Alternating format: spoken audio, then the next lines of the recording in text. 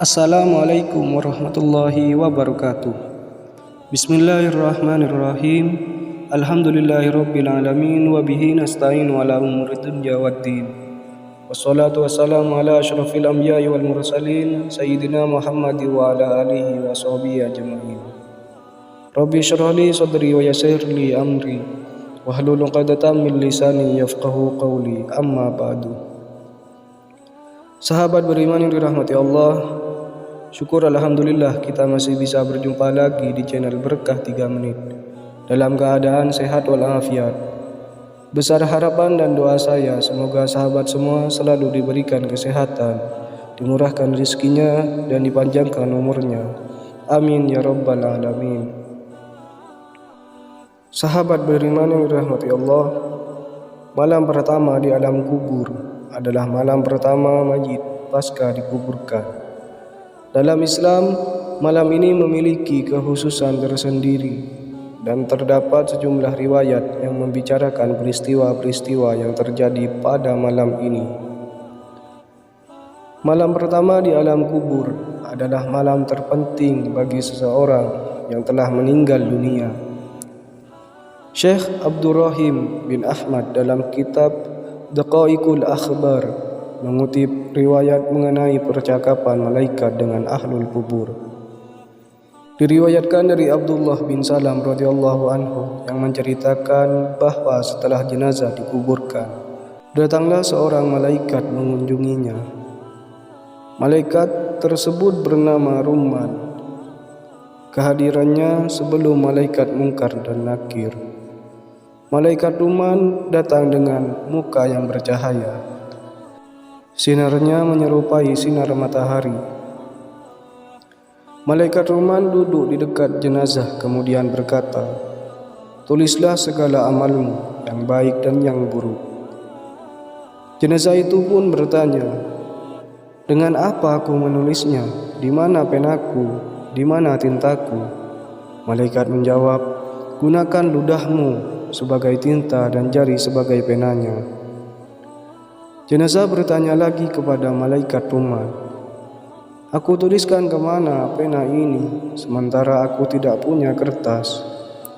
Mendengar pertanyaan itu, malaikat Rumman langsung merobek kain kafan yang dikenakan si jenazah lalu berkata, "Ini kertasmu, tulislah di sini." Si jenazah kemudian menulis segala amal perbuatan baiknya selama hidup di dunia.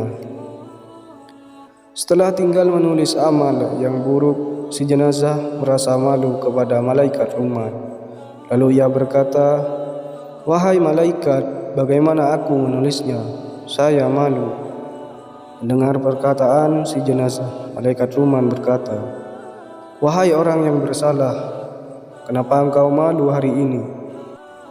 Sementara engkau tak sedikit pun merasa malu kepada Tuhanmu pada saat engkau mengerjakannya saat di dunia." Malaikat Rumman langsung mengangkat tiang batu dengan ukuran besar lalu memukulnya kepada si jenazah tadi. Si jenazah menjerit kesakitan. Ia memohon untuk menghentikan pukulan itu seraya berkata, "Wahai malaikat, angkatlah tiang batu ini dariku. Biarkan aku menulis segala amal burukku selama hidup di dunia." Maka setelah itu jenazah langsung menulis segala amal yang baik maupun yang buruk selama hidup di dunia. Setelah itu malaikat Rumman menyuruhnya agar melipat dan memberikan cap atau stempel pada kertas itu. Si jenazah kemudian bertanya, "Bagaimana saya menstempelnya? Sementara saya tidak punya stempel."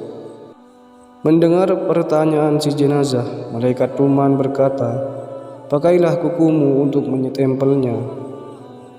Akhirnya si jenazah menstempelnya menggunakan kukunya. Setelah itu malaikat Rumman mengalungkan catatan itu kepada si jenazah hingga hari kiamat.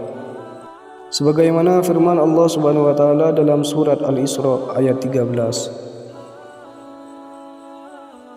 "Dan setiap manusia yang telah kami kalungkan catatan amal perbuatannya di lehernya, dan pada hari kiamat kami keluarkan baginya sebuah kitab dalam keadaan terbuka.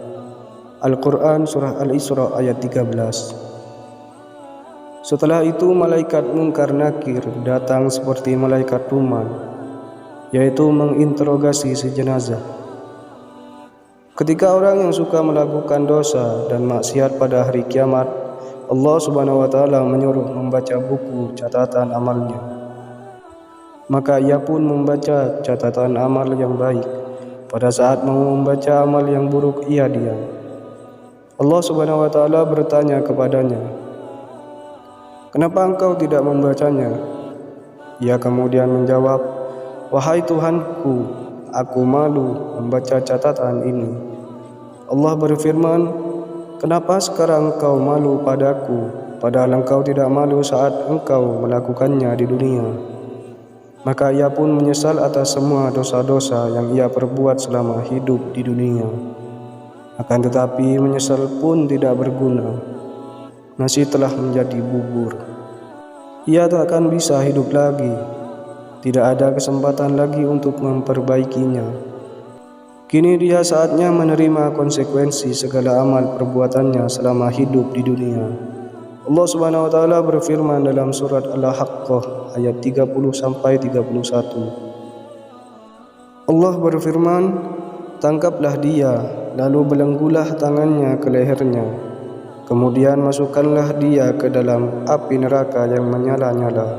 Al-Quran Surah Al-Haqqah ayat 30-31. Wallahu a'lam. Sahabat beriman yang dirahmati Allah, demikian kajian Islam yang dapat saya sampaikan pada kesempatan kali ini. Semoga dapat bermanfaat bagi kita semua. Lebih dan kurangnya mohon dimaafkan. Yang benar datangnya atas bimbingan Allah Subhanahu wa Ta'ala yang Maha benar. Dan yang salah, khilaf ataupun keliru, itu datangnya dari saya pribadi sebagai manusia biasa yang tak pernah luput dari salah, khilaf dan dosa. Syukran katsir. Wassalamualaikum warahmatullahi wabarakatuh.